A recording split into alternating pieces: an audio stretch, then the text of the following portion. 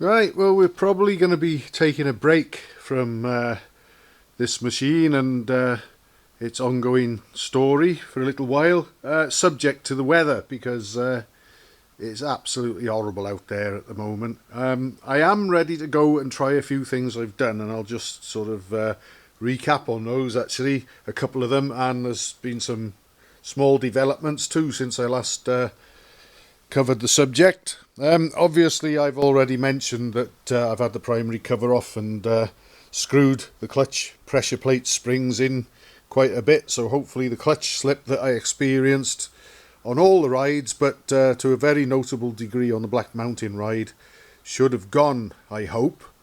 Oil leaks from the cylinder head. As I've already said, I've tried what I call caulking the solid copper head gasket a little, which may or may not help stem some of the oil leakage from the cylinder head.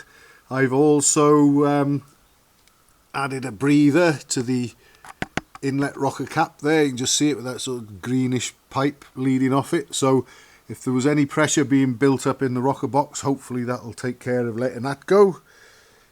I also, it was very tricky, especially around the front here, those two front nuts, the cylinder head nuts. I managed to tighten them all very, very slightly, so hopefully that might reduce or preferably stop any leakage. I don't know. So that's another thing to look out for when I ride it next. If the oil loss is down to an acceptable level, all well and good. If the cylinder head has to come off, that's when things could turn a bit ugly, because I don't know whether the engine may have to even come out in order to do that. I'd also been puzzled by this sort of side of the bike towards the rear and the silencer getting peppered in oil, and I thought it sort of looks a bit much for what was escaping from the cylinder head joint.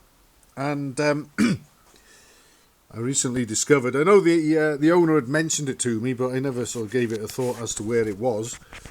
In there's a spin-on oil filter sandwiched between the battery box and the oil tank, and that's plumbed into the return line from the engine. The scavenge goes up through one of the pipes, through the filter, out the filter and back to the tank. That's fine, that's all well and good, but it just happened to sort of look in there. I was expecting that there might have been a loose pipe, or even perhaps a split in the oil tank or something, but what it actually was the spin-on filter was loose, and I was able to turn that by hand quite easily. Once I got the oil tank out the way, at least half a turn, so I'm pretty sure.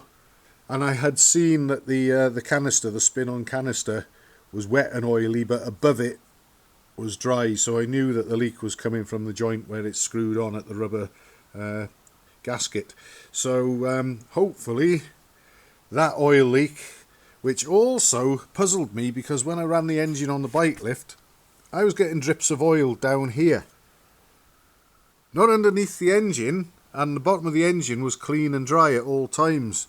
And I just couldn't for the life of me figure out why it was doing it. And I've already attended to a leaky sealing washer on the oil tank, which was allowing oil to drip from there, so I thought that was going to stop the problem, but it didn't, and it was that spin-on oil filter all along. So hopefully next time I go out on this machine, the clutch slip will be gone and it might be able to stay cleaner for longer.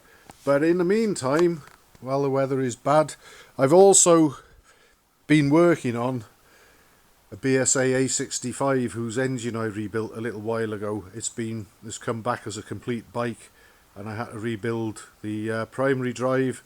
The owner had started trying to fit a belt drive primary conversion to it, and he asked me to finish the job. So we'll be taking a look at that in the meantime, but we're not quite done with this one yet. I just want the weather to improve before we find out whether my most recent efforts have been worthwhile.